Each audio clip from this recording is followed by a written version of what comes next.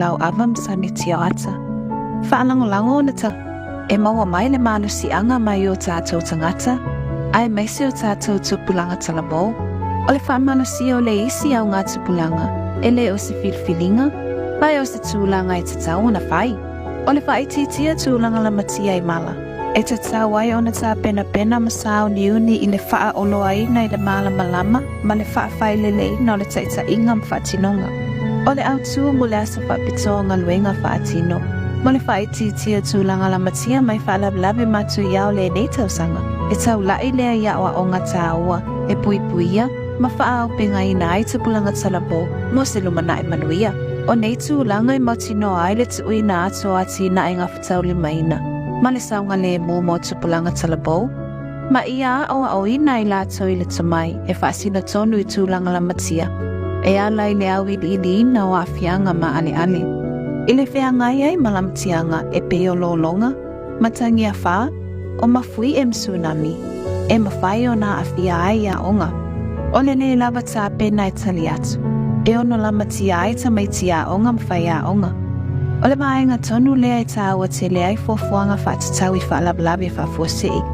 O fofuanga a noe tali atu ai whaalablawe whafuasei, e whausia mai whaamtalanga i whatatau i la matianga o no fuanga, ma whaawai whaamaumonga sao. O le whaasoa atu nei whaamtalanga i tupulanga talabou. O le tātou whaau pinga ina lea o i lātou i to mai maanga ba, lātou te mana o lia. Ma o loo atangi ai le whaataa waina o le maufutu nai.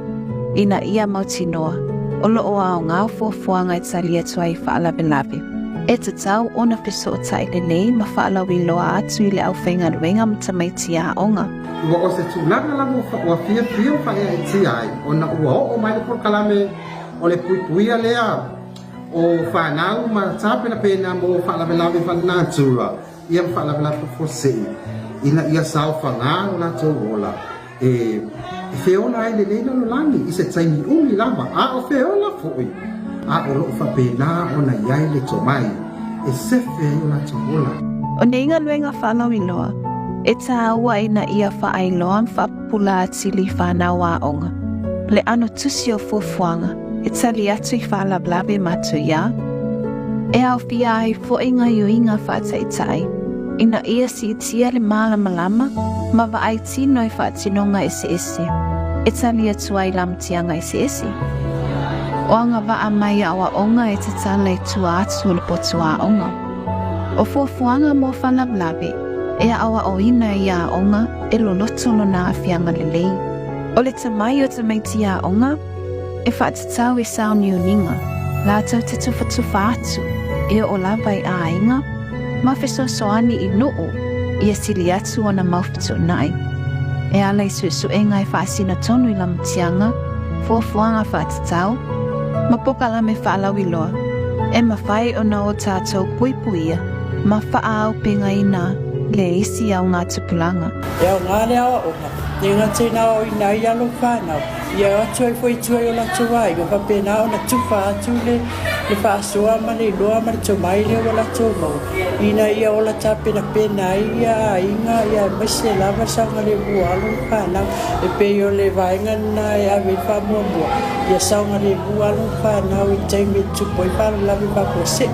O le maua a fōi o fuafuanga a noe tali atu i whaalablawe. O le a mautinoa, ua lava tā pena tupulanga talavo, e whaapita ia e suinga le mautonu o a tai au. Ia tātou ngā lulu e whaatas, ina ia mautinoa, ua whaau pinga ina le lei, ma whaamalosia o tātou tupulanga talavo, ina ia malama i le whaaiti tia o a whianga o whaalablawe matu ia, mo se lumana i mautu.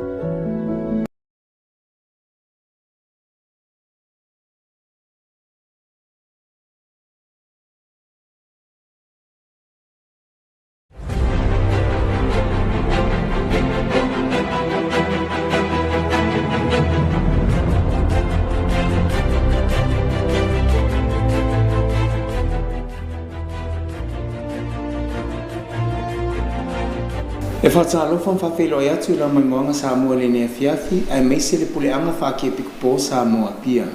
O nisi ni o whapopongo tato talo tau tai mo le nei aso lulu a se fulu maltolo Novema, lua afe, lua wha.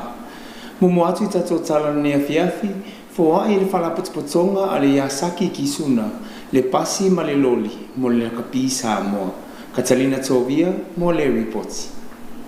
O le pasi ma le loli le nei sa tau au ina whalapotopotonga le Iasaki Kisuna, anga le kapi Samoa, e ala atu ila la whaingapa anga. Lea sa tau au ina le tai au nei te sauninga whapitoa, sa whatau tai le no whanga le kapi Samoa i tuana i matu.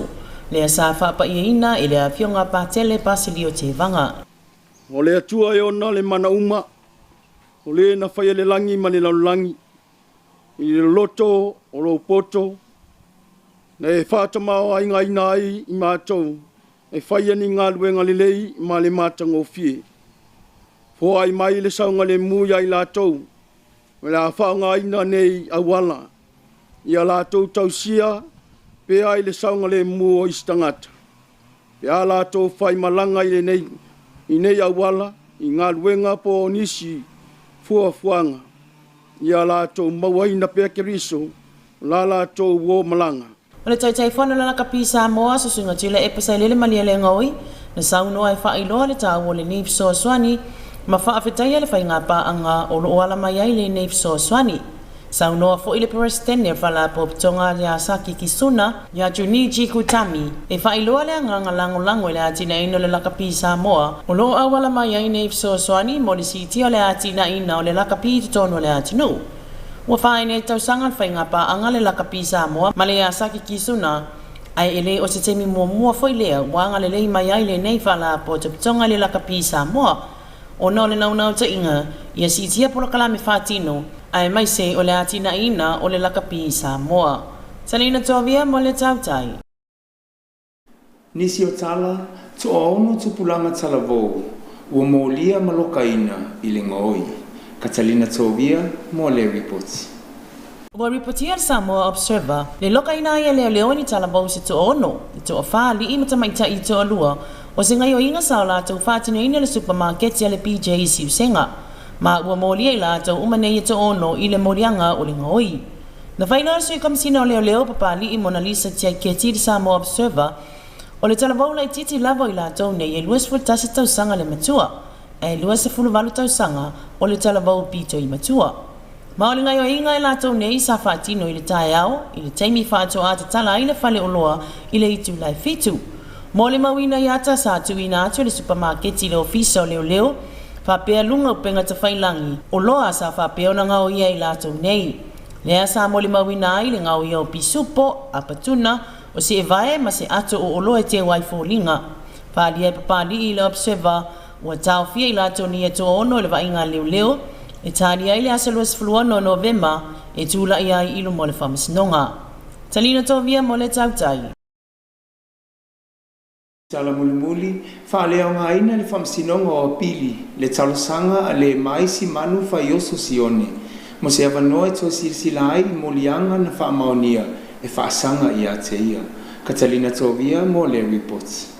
E le Italia le whamsinonga a pili le talosanga le maisione, ina ia tō e silsilai i molianga na whamaonia e whaasanga i a te ia. O le neimata upu o lo o molia i tau wālai le tau pule e whao o le oti, I le sa avea mapalami o Samoa tu le pasai le malia le ngoi. Pe ta i Samoa I li patia ya li mfai pule o lau lii. Ma lolo kai na i tawa lai le fale pui mo le fatau sanga male o na masina. Ina ua wha maonia o na molianga le masina o kuso o le tau sanga taluai. Pe ta ina toi tal sanga ni ia toi ilo molianga o lolo kai na i o ia. Ma o ia tal sanga o le talia ina nei el famasnonga. Le te ina ai o le tal sanga le mai ua manino mai ai le wha awawina pea. Una tuni o lona whaasalanga e whātau sanga ma leona masina I le to e seitana malala. Talina Tovia mo le tautai. Uncle Johnny's continue to bring you quality ice cream to ensure families have a great time when getting together. With delicious, yummy flavors of our nearest range of premium ice creams, Uncle Johnny's is all about making sure that our brand remains a family favorite. Uncle Johnny's ice cream is available at your favorite store nationwide. Visit any of the stores near you or better yet, come to our Vitaly factory for your orders.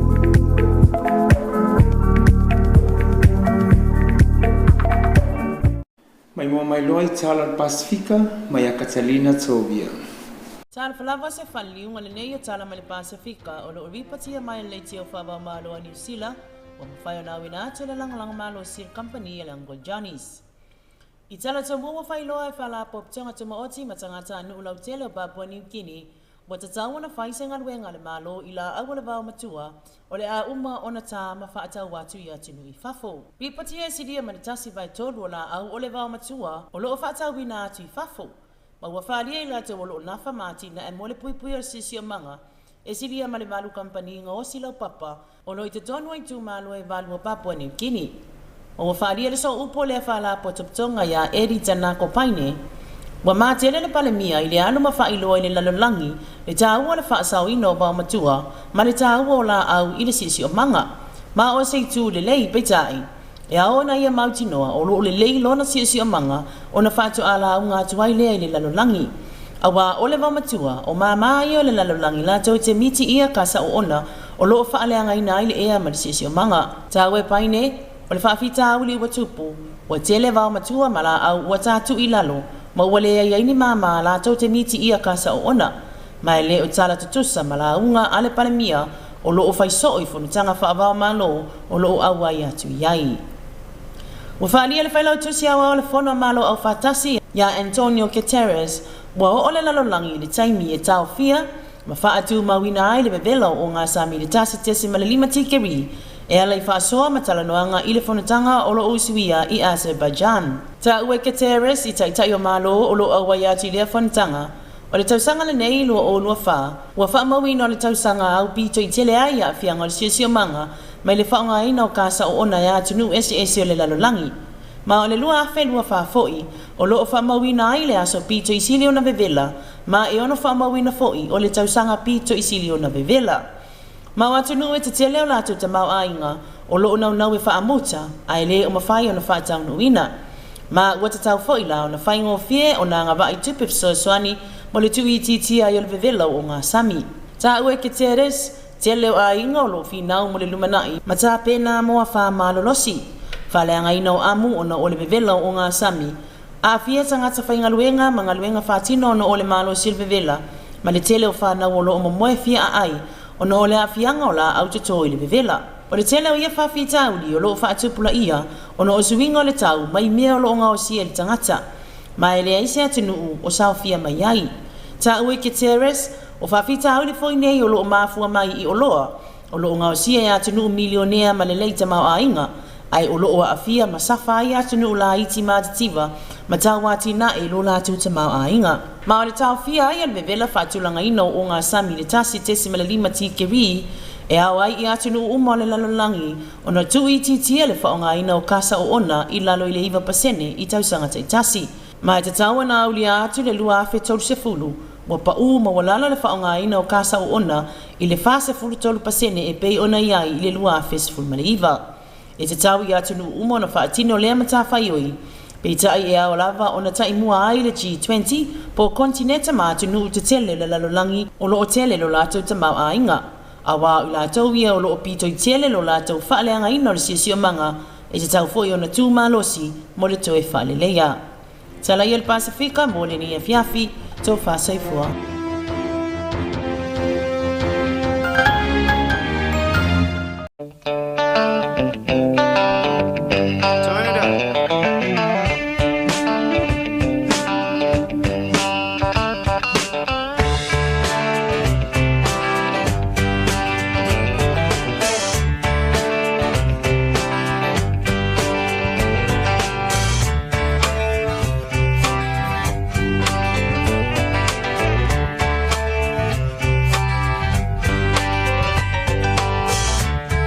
Mai I tala suifuanga le Kalesia Katoliko le lalangi mai a charity tuala le misio.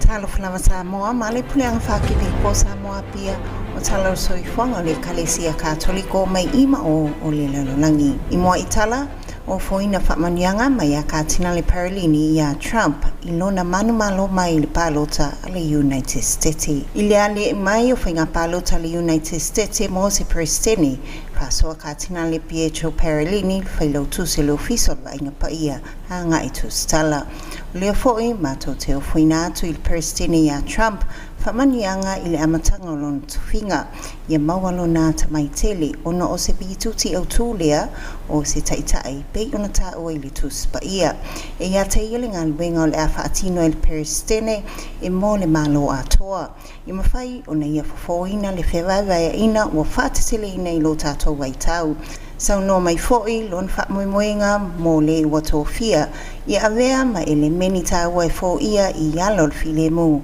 le wafta wa yo malo o yaitawa wa tele le toto masaa ile lalolangi tu saim se tasi o ngā matawa le sui wa man malo o le wha o mai tawa mo atunu o Ukraine male a aipa ia o le wha moenga ia whaia i a wala mawalalo ma mali lia i whai unga wha tasi mar wha potu patonga o tangata ia unoa ma se wha aitu au ono le wā wha a inga po le masaninga pe malanga inga mo tangata sa ili manuia manino pea le tup sa ma le ofisor ma inga pa ia ilona tūlanga i se tali anga i fesili i folflanga Trump e ia ilona tungalunga wha tatawi malanga i wha fo i tangata malanga i miliona mai le United States taluai o lo langloina le puipuingo le tua oi ai le wha pea o mautua i wha tinonga o le nganuenga i le o talia ina le tūlanga fina ngalo tup sa i le wha fita uli i a fo ia i sei tu talafia ngai mo tangata. Puipuingo soifua se vainga o lo o ngatasi mtula funo Trump e ui lea. E ala ngata tau se tamawhai o ngā luenga nga i lea whawhita uli ia awani toi tupu mai nisi o tūlanga i le wāwhe i na ai malivailoa ina o le whapota patonga. Ngai fōrflanga whasanga tau e lawe ina soifua ia manatu whalautele ngā luenga mai fina ngā lo tangata. Whai uina fōrsangata o e ka Tinali Parolini le wāwhea ngai male malo saina. Lea wafa awau pea wha ngā solonga le ofisa wa inga pa ia masaina i whatala noanga. O lea whanaunaua mo mia le whai o se wheutanga i le United States e masaina e whisila wha i tala noa. I tala whaupopo, tala whong mai e kalisio le atu sae tu ina mai le aso valo Novema. Ngā luenga whafoina le ekalesia a minia mo a ia tatau na Gono Karabaka na iaso a olumana i le fono al COP Luas Fuluiva na tatalaina i totono Pako. Mai taitai le ekalesia Katoliko ma ekalesia whatala le i le whaalongia o saininga ma alienga i le autasi i le aso lua Novema talu le tausanga o sfa inga whaia vaenga au Azerbaijan i le anofuanga. Lo whaleo ina le te ina mātunga lunga nga i wha mālosi o tuua e tangata e se lau luas fuluwafi mai o la tau lau whanua o tau pulenga sa whai e wha manepe manumalu mano whanga le kalesia wa inga pa ia na mai talaanga wha pea whasalanga i lei whatu la whanuina sa whai e taitai o nā Gono Karabaka o le tau walanga mai taitai o le kalesia ia toi fo i mai tangata sulfai ma ia toi whaolaula whasino manga o tangata nā Gono Karabaka i lalo taitai ingar whapoptonga lalangi. Mai Gaza, o le aso whamalo le aupa ia i Gaza, o le aso momo le ni masina o se aso na pati e Katoliko i lalangi a wau. Le whaalolonga mo le aupa ia whamawina manisi e le o iloa. Au whaawau tawa i totono le atunu, sa tapena ina e au lotu o lo i Gaza le aso whamamalu. I le wala ulio tamaite e la e ina te unga o le sangata po le sangata e fia iai. Pitfilia le epiku fomo e Ethiopia ia Bishop Tesfaye Tedese mai tō whinga a Pope Francisi. Teita ia le poleanga o Addis Ababa talu mai le tausanga lua afis fulima na aveai o ia mawhata mama me o le misionari o le whinanga lupa ia Yesu, le Kamboni Missionaries of the Heart of Jesus. Na soifua mai le tausanga e afe i vasela ono iwa i totono hara, e matele Musalemi o loili tu sasae o Ethiopia, ma na whauina maus taulanga i le tausanga e afe i vasela iwa lima, ta unga foi i le wha isalama i totono Cairo, le taulanga o Aikupito ma totono Roma, o le langolong sua le epikpofo i le ngaluenga whaatala lei, o lo whai e ka Tinali Sarafael i tangata o Ethiopia. I tala whaiu, taimi o sauningo le angelo o tōpsa le asa, la aunga toi whaamnatu whaataitainga mai a Pātele Jose Padilla i a tau awilinga luenga tā lai o le sui na whaawaina le tuainga taposa le Sisters of the Company of the Cross i se pānia.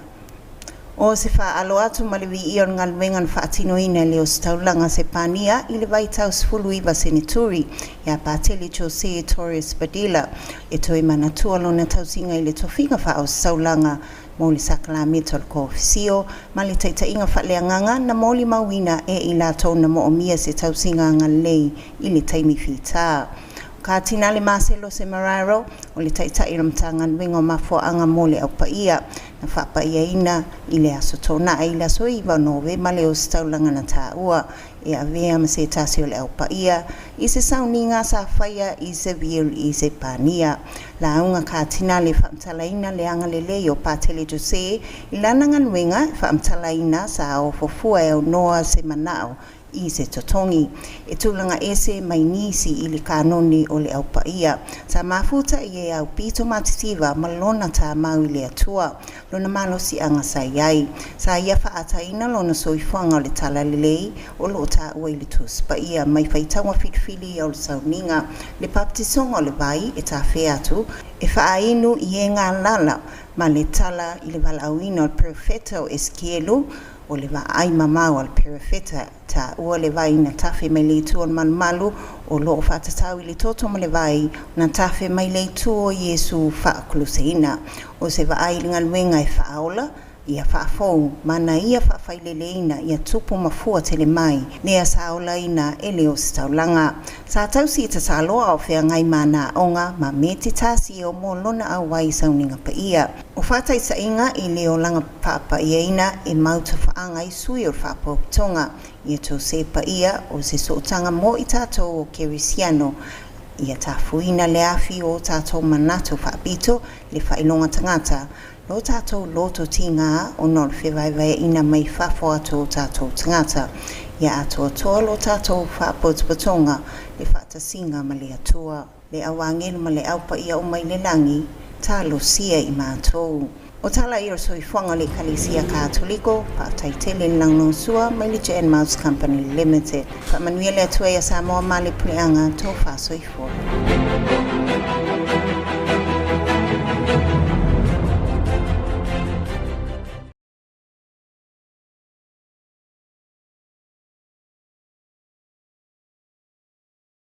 O le whaingo le nā tātou talo tautai le nea fiafi, e mamoli atu le whamalo ma le whaftai a tātou sponsors, Uncle Johnny's Ice Cream Factory, Chen Mouse Company Limited, malmatanga luengo puna oa whanā tūram sisi o manga. Ia manuia tele le nea fiafi Samoa, so wha soifua.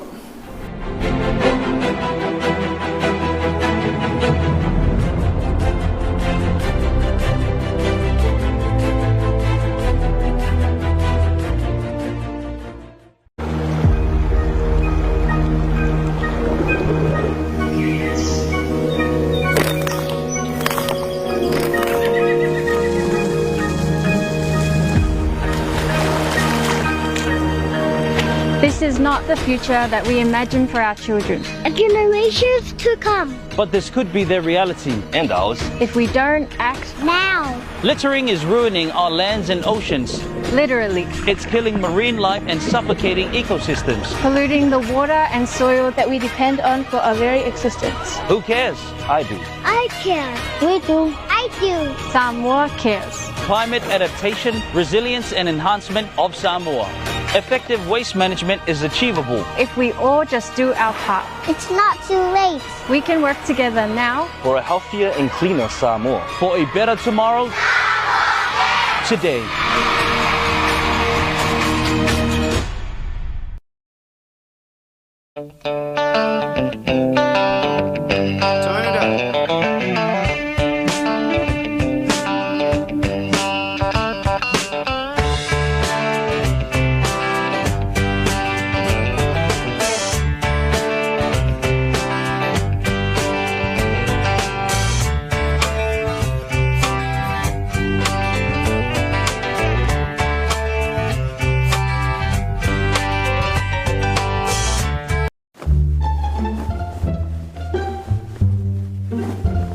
Are you done, Cuz?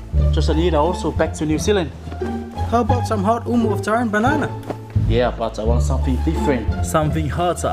Ngai whaalongo na le sauce wheware Uncle Johnny's. What is that? It's a hot chili sauce from Uncle Johnny's, full of flavor and heaps of heat.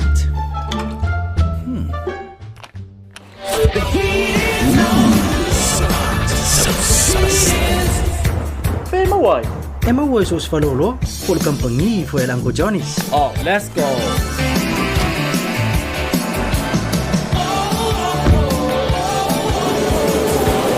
Made with freshly harvested hot bird's eye chilies from our local farmers. Pickled to perfection with love and care by Uncle Johnny's.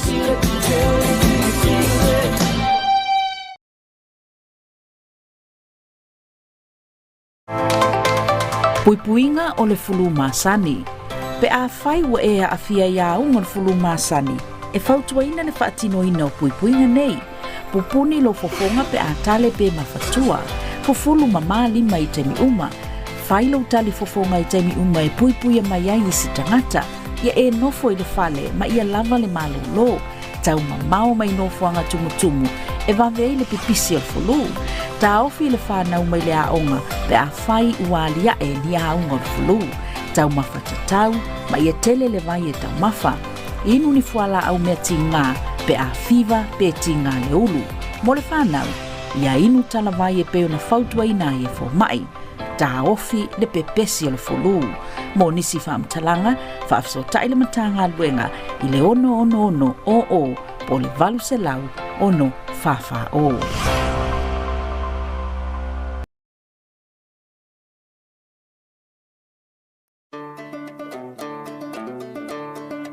E ia whaise kala. Whawhenga mga wakere skala. Kau nga avea o e sikseng Samoa. Kau whenga a lua kasi o kau sang?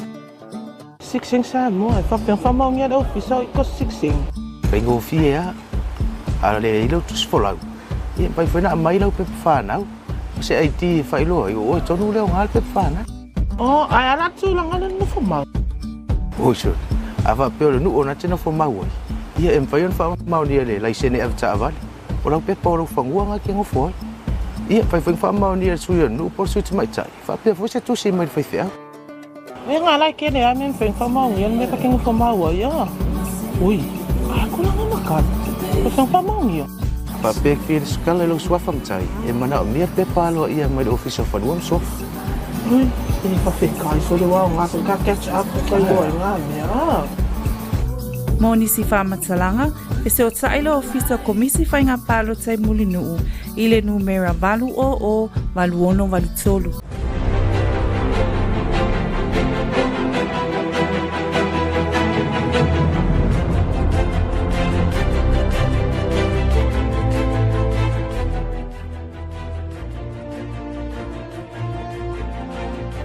Greetings and Talafalava Samoa and the Archdiocese of Samoa Pia.